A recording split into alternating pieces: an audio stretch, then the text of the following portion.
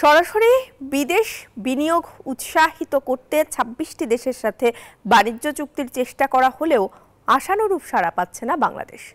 সকালে রাজধানীর কারওয়ান বাজারে টিসিবি ভবনে কমিশন মিলনায়তনে আয়োজিত সেমিনারে এ কথা জানিয়েছেন বাণিজ্য প্রতিমন্ত্রী আহসানুল ইসলাম টিটু। বাংলাদেশ বাণিজ্য ও শুল্ক কমিশন বিটিটিসি আয়োজিত বাংলাদেশ বাণিজ্য নীতি বিবর্তন, বর্তমান অবস্থা এবং ভবিষ্যতের দিক নির্দেশনা শীর্ষক সেমিনারে বাণিজ্য প্রতিমন্ত্রী জানান, বিশাল সম্ভাবনাময় বঙ্গোপসাগরকে কেন্দ্র করে বৈশ্বিক অর্থনীতির সাথে কাজ করার চেষ্টা চলছে। বেশ কিছু আন্তর্জাতিক বাণিজ্যের জন্য পদক্ষেপ নিয়েছে সরকার। বাংলাদেশের সাথে বাণিজ্যে বিভিন্ন দেশ তাদের আগ্রহ প্রকাশ করেছে।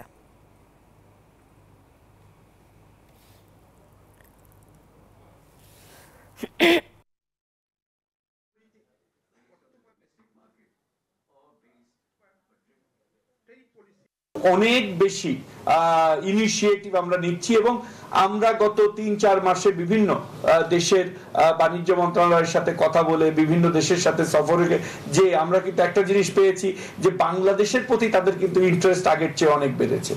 বিশেষ করে আমরা কিন্তু এখনো সিআইএস কান্ট্রিগুলোতে এক্সপ্লোর করতে পারি নাই, আমরা এখনো জিসিসি কান্ট্রির সাথে আমরা কানেক্টিভিটি করতে পারি না। সো এইভাবে র মেটেরিয়াল যখন ইম্পোর্ট বেস হয়ে যায় তখন সেই ধরনের অনেক ধরনের রিস্ক থাকে। ফুয়েল একইভাবে, যে ফুয়েলের সোর্সটা যেমন আমাদের এক্সপেন্সিভ হয়ে যাচ্ছে এবং নানা রকম প্রেডিক্ট করা যাচ্ছে না, এই ধরনের ইস্যু এসে হাজির হয়, কস্ট বেড়ে যায় অনেক সময়।